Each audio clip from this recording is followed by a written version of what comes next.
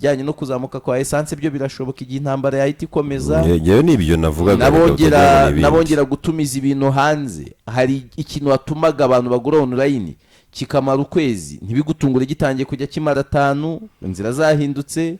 Hari ibintu byinshi bishobora kuza gukomerera isi ibi nibikomeza. Oya nibyo kuko nubwo turi kuvuga ngo Iran na Israel, abantu bumve ko Iran na Israel bidaturanye. Harimo kilometero zisaga 1,100 hagati yabo. Ni nayo mpamvu baba bakoresheje ballistic missiles. Iyo biza kuba ari ibihugu byegeranye nka Liban na Israel hari gukora amaroketi. Areba bisasu bisanzwe. Bisanzwe ariko ni ballistic. Nahoze mbona ari Iran ifotora n'udushusho twama hypersonic missiles yandi babwira bati those are hypersonic missiles, stop them if you can. Hypersonic ni uvuga ngo zigenda ku muvuduko uruta uwijwi. Noneho izo bafite zigenda ku muvuduko uruta uwijwi inshuro 5 plus. Babyita Mach. Babibara mu byo bita Mach. Izo Iran ifite zihuta ku muvuduko w'ijwi inshuro 5 ngo babikuba mu bitwa babibara mu kigereranyo cyo bita Mach. Jado wibya babizi cyane ye bakundaga kubyiga nasohotse. Nashakaga kuvuga iki rero, hari abantu badukurikiye bumva tubabwira ibyo bintu ibyo bisasu bakanikangamo, mubanze munahumure munasenge nabanya benshi bavuga ati Imana ya Israel igiye kongera itabare. Babumva ngo ubutaka bw'Imana bwahohotewe. Israel rero babwirwa yo muri Bibiliya ntibazi Katarino y'abazayoniste. Oya nibagumana Imana yabo. Urusengero nagiye miremera nsanga harimo ni drapo ya Israel yawe basenga ririmo rwose. Abantu baribaza bati Israel na Iran barapiki kandi ari abanyarwanda. Israel na Iran barapiki bigeza n'ikintu abantu hari nibwira bashobora kuvuga bati hari nk'udukurikiye ari ubwa mbere akurikiye ibi bintu akavuga atari ku bundi abantu barashora miliyari mu gitero kimwe z'amadolari n'abandi bagashora miliyari zingahe mu kurwana n'icyo gitero z'amadolari. Urwo rwango ruravaye. Israel ishingwa mu 1948 ibihugu byinshi by'Abarabu byarayopozinze, ntabwo byatekerezaga ko ari igihugu gikwiriye kuba kiza hariya Palestine iri, ntibyashakaga kinabaho. Ni nayo mvano y'intambara za mbere. Ko biragusaba gusubira inyuma ukavuga Israel uko yari ivutse se naho yari ivuye. Ako nakavuga gato ariko ntagiye muri ya Israel bavuga ya Yakobo. Ibyo byo biroroshye.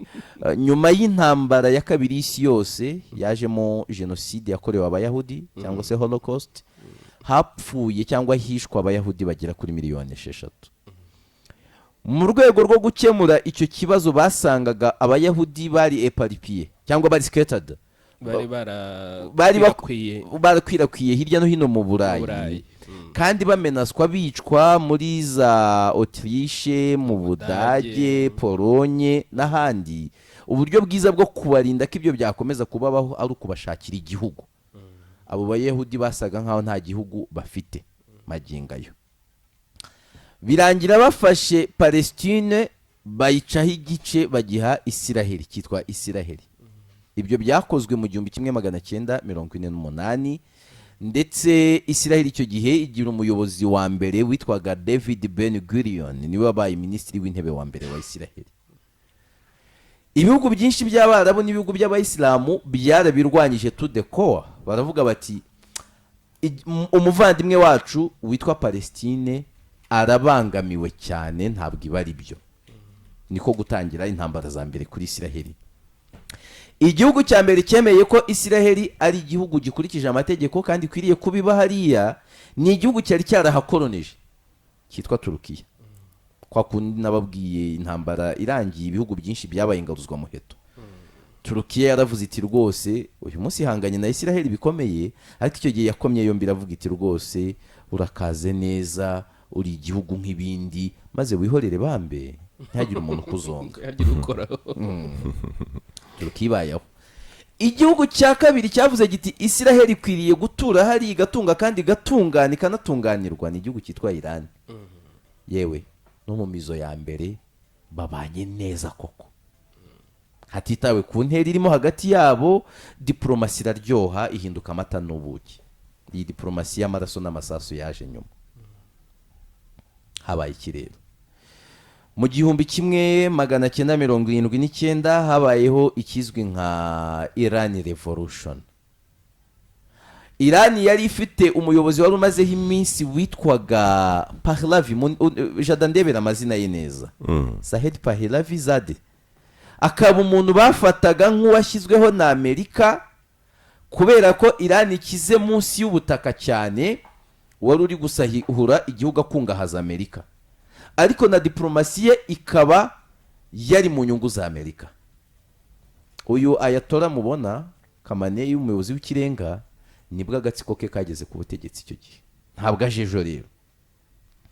Baza ari abantu baje kurwanya mpatsi ibihugu Amerika, bavuga ko badashaka imperialisme mu gace kabo, noneho bagafata Isiraheli nk'umu agent wa Amerika mu karere. Icyo gihe bageze ku butegetsi hariya, basanze Isiraheli bya bihugu yarwanaga nabyo by'abayisilamu, bimwe muri byo baramaze gukora deals cyangwa se baramaze kugera ku masezerano yo kubana, diplomasi, intambara zitagihari. Babona bya bintu birakomeye, aho gukorana n'ibihugu batangiye rero kurema proxies. Uvuga ati noneho n'ubundi ibya mbere byavaga mu byuya bijya mu maraso, naha birashoboka, ariko niba ibihugu bidashoboka dushobora kurema imitwe. Hamwe bagiye barema imitwe ikomeye kurusha ingabo z'ibihugu. Buriya muri Libani umuturage atewe yatabaza Hezbollah mbere yo gutabaza ingabo z'igihugu.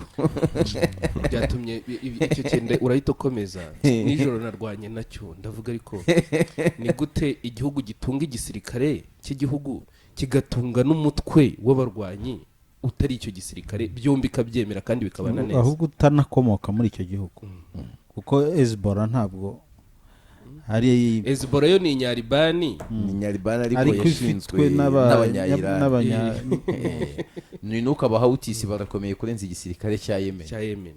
Buriya na Hamas yaba Isiraheli itahibereye, uretse ko Palestine kuko yo iri na Isiraheli baprofitiye muri ibi bitero, bahita bagaba ibitero ku bwato. Noya Isiraheli yagabweho ibitero ejo n'imitwe yose.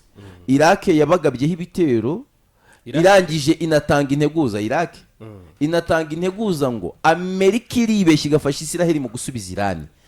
Ibirindiro bya Amerika byose biri iwacu muri Iraq turabishwanyuza. Hezbollah mbere y'igitero cya Iran, Hezbollah yari yarashe ku biro bya Mossad i Tel Aviv, ndetse ikavuga ko Iran yarekera birayirebayo, ntifite gahunda yo kurekera. Babwira iti batubwiye ko baje iwacu muri Grand Invasion, barakaza neza, twe nta kibazo tubifiteho, twe turakomeza tube tudiringa nabo, ibyabona Iran birabareba, ko buriya ni Iran bivugira mu kwaha. Uri muserebanya ngo ufunze umunwa wahumeka n'ubundi umekera mu kwaha ubuzima bukenderera. Uravuze ngo Hezbollah ni bafure. Ni bafure, mikrofone iri muri Iran. Icyabaye ni iki rero? Ubwo twahereye muri za 79, muri za 80 nibwo Iran yatangiye kurema ama proxies. Ndetse niyo mpamvu usanga intambara ya mbere ya Hezbollah na Isiraheli cyangwa se ya Libani na Isiraheli iri muri 82. Kimwe mu byatumye Isiraheli ibona Iran nka menace cyane, nuko Iran muri urwo rwango yari ije mivuga iti Isiraheli ni igikoresho cy'umwanzi hano mu karere. Iran yahise itangira kudevelopa projet nucléaire. Zazindi Amerika yababuzaga gukora, ikagera igihe ikazibafasha, Amerika irahindagurika bijyana n'aho inyungu zigeze. Ariko Pahlavi yava ku butegetsi, Amerika ikabwira iti oya, ibi bintu by'intwaro kirimbuzi muba mushaka gukora bihumura nabi, byanahumanya, mubive mu projet nucléaire n'iz'amashanyarazi mugabanye, ntimugakora nyinshi, nibyo byagirira nabi isi. Azifutwe ntaho twibuka bazikoresheje. Irani ngo niyo mpamvu abantu batagira amaso manini. Iragenda itangira guhangana na Isiraheli, ityo ikarema proxies na Isiraheli ikarema izindi. Isiraheli rero icyo yakoze, Irani yatangiye agakino. Uri kubona umuntu wagutanze kwishyushya mugiye gukina, we baketa bakuzana akajugujugu igaparika mu kibuga, wanambaye nabwo dio zirimo, musifuza aketa aho wama ngo mukino utangire. Uwo muntu atagutsinze nka 3 mu minota 3 ya mbere yaba atazi ibyo gukina ari byo, kubusanze yashyushye. Isiraheli yari imenyereye intambara, yatangiye intambara muri 48 ikivuka. Hari abakubwira ubundi ko nazitangiye mbere y'uko ivuka. Abakurikira na kamu iriya proje yo kwihorera ku bakoze holocaust ntabwo itangirana na 48, tangira mbere yabo. Isiraheli yari yararwanye izindi ntambara zirimo izo yarwanye na Misiri. Buriya Misiri yari umwanzi wa Isiraheli kurenza Libani, niho barwanaga kenshi no kurenza izo za Irani, ariko nayo yabaye ingaruzwa muheto nyine bigenza make. Isiraheli muri 72 nyuma ya cya gitero cy'Iminice yari yarakoze operasiyo ya mbere muri operasiyo zipanganywe umujinya n'ubugome bwo ku rwego rwo hejuru, kuko yari yahemukiwe abo muri PLO, kuko muri Palestine buriya PLO yo ni ya kera, Iran itaranatangira guhangana cyane na Isiraheli. Iyo yari yaragize PLO yari ifite umutwe nawo umeze nka Hamas ukora bwihebe mbyite gutyo witwa Black September. Uwo mutwe niwo wari washimuse babakinnyi ba Isiraheli bari Minice, wishe 2 ushimuta 9. Isiraheli ishaka gukora nka operasiyo bakoze muri Uganda ya Entebbe raid cyangwa Entebbe operation, hari n'abita Thunderbolt, ahubwo babandi bandi 9 bashimuswe nabo baba barapfuye, bari batwariwe mu mikino Olympique mu Budage. Isiraheli niho yateguriye iyo operasiyo simusigana rindi kubabwira yitwa Wrath of God cyangwa se umujinya w'Imana. Nukuvuga ngo Iran yaje Isiraheli imenyereye guhangana, ariko Iran imeze nkaho ari nshya muri ibyo bintu. Niyo mpamvu Iran yaremaga proxies, Isiraheli kazana indobani ikaroba mumwe, ejo Iran ikarema indi proxy, Isiraheli ikaroba.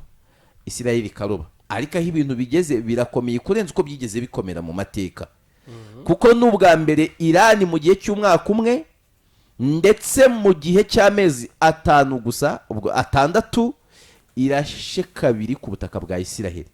Ntabwo byari byarigeze bibaho mu mateka, ntabwo byari byarigeze bibaho.